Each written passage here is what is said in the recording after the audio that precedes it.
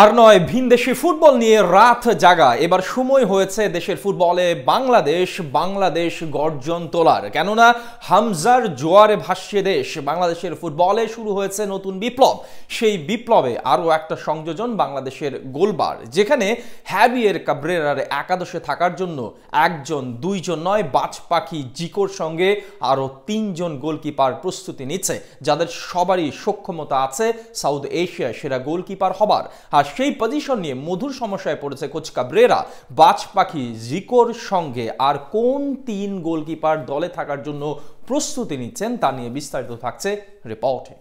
৯০ দশকে বাপ চাচাদের মুখে শোনা বাংলার ঐতিহ্যবাহী আবাহনী মোহামেডানের সেই দৈরথের গল্পগুলো এখনো শরীরে শিহরণ জেগে উঠে বার্সেলোনার রিয়াল মাদ্রিদের জন্য রাত জাগা ছেলেটার। কোথায় হারিয়ে গিয়েছে লাল সবুজের ফুটবলের সেই সোনালি দিনগুলো, সবটাই ঠাঁই মিলেছে রূপকথায়। আফসোস জাগায় আবারও যদি ফিরে আসতো বাংলার ফুটবলের সেই সোনালি দিনগুলো। আর নয় আফসোস, বরং ফিরে আসছে দেশের ফুটবলের সুদিন। ভিনদেশি ফুটবলের রাত জাগা ছেলেটার ব্যস্ততাও বাড়তে চলেছে এইবার। সময় যে হয়েছে বার্সেলোনা রিয়াল মাদ্রিদের সঙ্গে ফুটবল মাঠে বাংলাদেশ বলে সমুদ্র গর্জন তোলার। কারণ একজন হামজার আগমনে ফুটবলে শুরু হয়েছে নতুন বিপ্লব। চৌধুরী সাহেব বাংলাদেশ ফুটবলের নাম লেখানোর পর থেকে যেমন করে উত্তেজনা বাড়ছে দর্শক মহলে, তেমন করে এগিয়ে আসছে স্পন্সর প্রতিষ্ঠানগুলো। মোদ্দা কথা, বাংলাদেশ ফুটবলের নতুন জাগরণ। সে জাগরণে আরো একটা সংযোজন বাংলাদেশ গোলবার। কারণ বাংলাদেশের তিন কাঠের নিচে দাঁড়ানোর জন্য যে একজন দুজন নয়, চারজন গোলকিপার প্রস্তুত। সেই চারজনের তালিকার সবার উপরে নামটা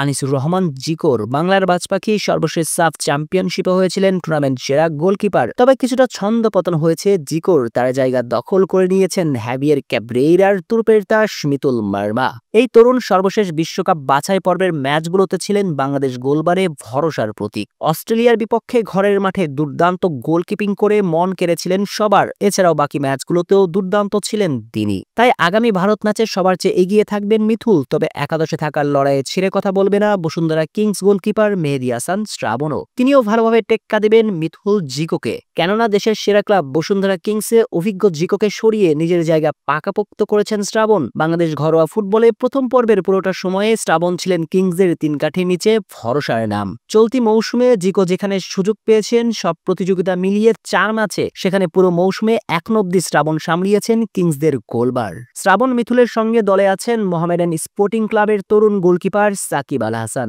প্রথমবার এই নামটা দেখে অনেকেই চমকে উঠেছিলেন, কেননা তার সঙ্গে মিল যে আছে সাবেক বিশ্বসেরা অলরাউন্ডার, পোস্টার বয়, বাংলার জান, বাংলার প্রাণ ক্রিকেটের সাকিব আল হাসান। যদিও পরবর্তীতে ঘোর কাটে সবার। আর মোহামেডানের এই গোলকিপারকে ধরা হচ্ছে বাংলাদেশ ফুটবলের ভবিষ্যৎ। ভারতের বিপক্ষে ম্যাচে তিনিও গোলবারে থাকার জন্য দাবিটা জানিয়ে রাখতে পারেন। এছাড়া সাদা কালোদের আরেক গোলকিপার সুজনও আছেন ছন্দে। সব মিলিয়ে বাংলাদেশ গোলবার নিয়ে মধুর সমস্যায় ক্যাব্রেইরা। কাকে রেখে কাকে খেলাবেন সেটা নিয়ে ভেবে দম ফেলার ফুরসত নেই বাংলাদেশ বসের। কেননা বাংলাদেশ সব গোলকিপারের মাঝেই রয়েছে যে দক্ষিণ এশিয়ার সেরা গোলকিপার হবার সামর্থ্য।